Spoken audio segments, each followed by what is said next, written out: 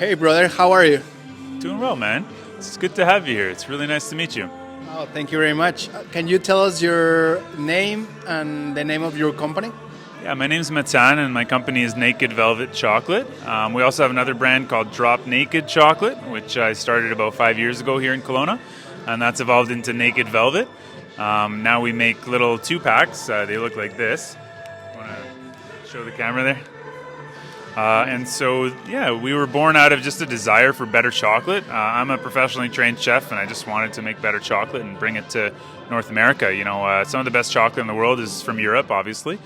When the Spaniards brought chocolate back in the 1500s, it started going around Europe and eventually made its way to the countries that we know today. So Switzerland, France, all kinds of countries, obviously Belgium, Germany, Netherlands, even Croatia makes really good chocolate. And so, yeah, I just wanted to bring better chocolate to Canadians and, make it creamy and made with clean ingredients and a lot of flavor. I find the chocolate here is too sweet and isn't really made with quality ingredients. So, yeah, it's just about bringing clean and better ingredients and better flavors, like European flavors, rich and creamy and really satisfying chocolate.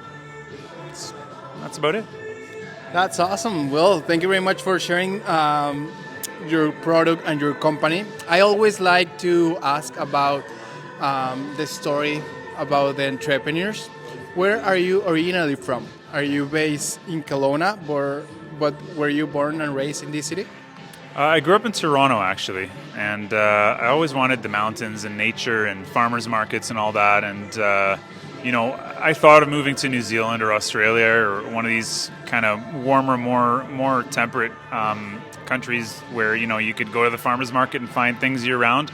And then I realized I was on a call with a client a few years back, and the client was calling me from Kelowna, BC, and I had never heard of the place. And he convinced me to go online and just Google some photos, and I fell in love with it immediately. And I said, "This is in Canada?" It almost seemed like paradise. And so, I flew here. It was funny. A friend of mine was covering maternity leave at a hospital, a physician friend of mine. And I found out that he's coming around the same time that I was planning to come. So we got a place together and lived my first year here with him. Super cool. And then I just decided to stay. It was great here. It's been a challenge with the chocolate business with, the prices of chocolate going up so much in the last few years. But, I do what I love and it doesn't feel like work. So, I'm really happy here, though. Kelowna really feels like home to me now. I still have some good friends back in Toronto, but, once you come to Kelowna, you don't really want to leave. Just maybe cut that out because we don't want too many people coming here. You know what I mean? Absolutely. I'm from Mexico, and I fall in love with this city, with the community, with the nature, with everything that surrounds us. We are very lucky to be here. What was the key factor that pushed you to make your own company? Absolutely. I just want to quickly give a plug to Mexico. You said you're from Mexico, so I have to tell you, I've been to Mexico several times. One of my favorite places is San Cristobal in Chiapas. So much culture, so many artisans in San Cristobal, and the pebble and the roadways and just like the artisan feeling of the town. I would go back there in a heartbeat. In another life, if I was younger, I would go live there for a few years. So just so you know, you're from a really cool country. Thank you very much. No, honestly. So I guess for me, the turning point was just I was a chef and I worked in catering and in restaurants and in hotels and as a private chef. And I tried finding my place in the industry, but I just never really resonated with it. I found that I wanted something more that I could see unlimited growth and that I could fill a need. And I found the ability to do both those things with this company is to fill a need for plant-based chocolate. We use coconut milk in the chocolate, so it makes the chocolate really smooth and creamy and delicious with very, very pleasant aftertaste. Doesn't taste like coconut at all. We use a very special coconut milk. So we've actually won taste tests against some of the world's largest and biggest brands with our dark and our milk chocolate. And for me, it was about, creating a better product and filling a gap. So plant-based chocolate is good plant-based chocolate is a relatively new idea to the market. And I'd like to think that I'm one of the first pioneers of really good plant-based chocolate around the world. There really aren't that many options out there. I hope to see more options and more competitors out there. And of course, I always hope that I'm the biggest player. But it's really just about making better chocolate, making it in a way that's affordable. These are $3.50 on average in stores, and so I want to make it accessible to everyone at a price point that everyone can afford. But also, it's really about making a better product. And at the same time, I wanted to build something where I could see unlimited growth. When I was a private chef, you're constantly in the kitchen and you need to be there. And so you can only grow so much. Once I'm working 7 days a week, I can't grow more than that unless I start hiring people. But as a private chef, people are always asking for you by name. They want you. They don't want just people to come for you. They want your cooking because no one really does it like you, right? But when it comes to a business like this, it's something that you can grow infinitely, and so it's not limited by where I can be or how often I can work. So with the ability to produce recipes and perfect the recipes, I can build a team and grow with the team. I can still be there making the recipes, but we can make larger and larger batches every time. I want to keep the artisan focus. I want to keep it, really clean ingredients, made in small batches, etc. But I don't ever want to get to the point where we start cutting corners with ingredients or using cheaper ingredients to make more money. I always want to focus on quality. I always want to focus on good ingredients, and just focus on a better product. But for me, it's exciting that I can see it growing, to thousands or tens of thousands or even hundreds of thousands of stores around the world. Right now we're in about 150 stores across Canada, but I mean the potential is endless. We're just starting, so it's really exciting, and it's also nice because it's a relatively I can control the hours, so I can build a team that's built around 9 to 5 and paying people well and taking care of people, and we can take holidays off, and we don't have to work weekends. So it's a nicer way to work, I think, for myself and also for my team, right? And so I wanted to build something good that I could build a better life, not for myself only, but also for the people around me, while doing something really cool and something really delicious. So yeah, that was a long-winded answer to your question, but it's a good feeling. Absolutely. No, thank you very much for sharing all that. And yeah, I totally can see the benefits of creating a brand product compared to, or instead to, as a chef, you mentioned your personal brand. Is awesome. Then you also have your team now that you are providing jobs. How that makes you feel? It's great. I love it. The ability to, there's the responsibility that comes with it, right? But it's such a pleasure to be able to say that I'm responsible for giving someone else something to do that they love and that they're passionate about and that they're proud to do. My staff tells me all the time, I came home to my girlfriend and gave her this chocolate, and she's like, "I'm so jealous that you make chocolate for a living." And it's nice. I can see the excitement on their faces as well. They like to come into work, and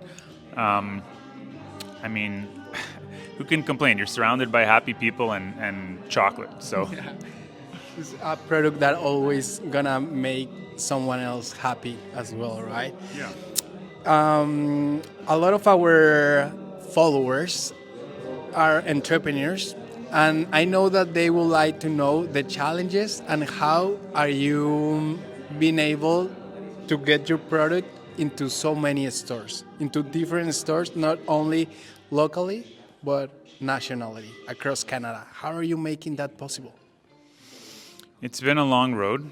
We're in our fourth kitchen right now since we started. And we started off by renting, by the hour, and then moving in our equipment, and then moving it out, and then we started renting by the day, moving everything in, moving everything out, and then by the week, everything in, everything out. Now we're finally in our own home, and we have our own place, and so it's a challenge from many different perspectives. But I think sales is number one. Focus on sales. How do you grow? Provide excellent customer service. We're a B2B business mostly. We don't have a retail store. We sell through stores. B2B customer service is the most important. I get on the phone personally. I also have a gentleman that gets on the phone. His name's Eric. So Eric and I both touch base with the stores on a regular basis. Now, a key challenge in supply chain is buying in bulk. Now, if you're a small business like me, you don't have $100,000, $200,000 to buy, a container full of a certain ingredient. So we're paying higher prices for our ingredients. However, at the same time, we're also not using distributors yet. So in our industry and in CPG, consumer packaged goods, especially in the food industry, the game really is how fast can you get into distribution.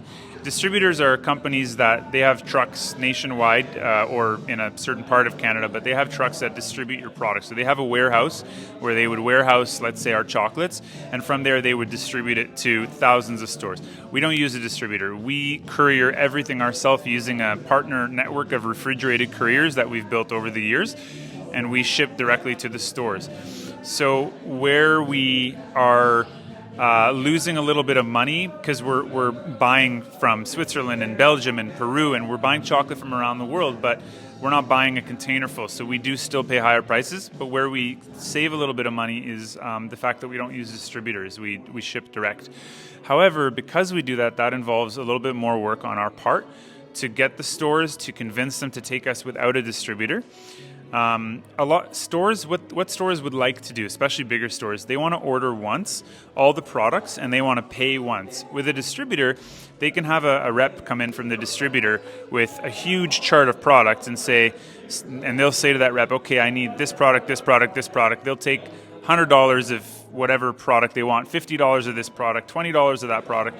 Doesn't matter. It can be just one case.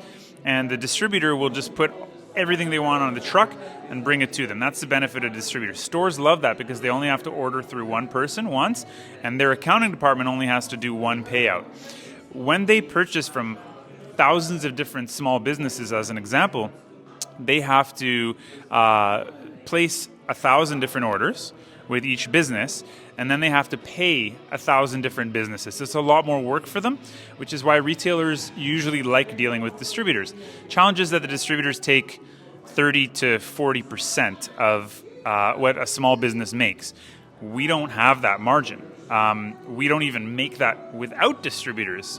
Our margin is much smaller than that. And so because we use really good ingredients, I refuse to take shortcuts because I'm a trained chef, and I refuse to make a bad product. So the challenges really in CPG and food industry for me have been not only dealing with the supply chain, but also the fact that chocolate prices have gone up, tripled in the last 4 years. And so as the prices of chocolate have gone up, every product that we make, we have to raise the price on the shelf. But there's a cap, there's a ceiling at which customers won't pay for that product anymore. And so we've had to actually drop products and recreate new products from scratch every time doing the market research, every time doing the development of the product. Every time you develop a product, you're $25,000 out the door.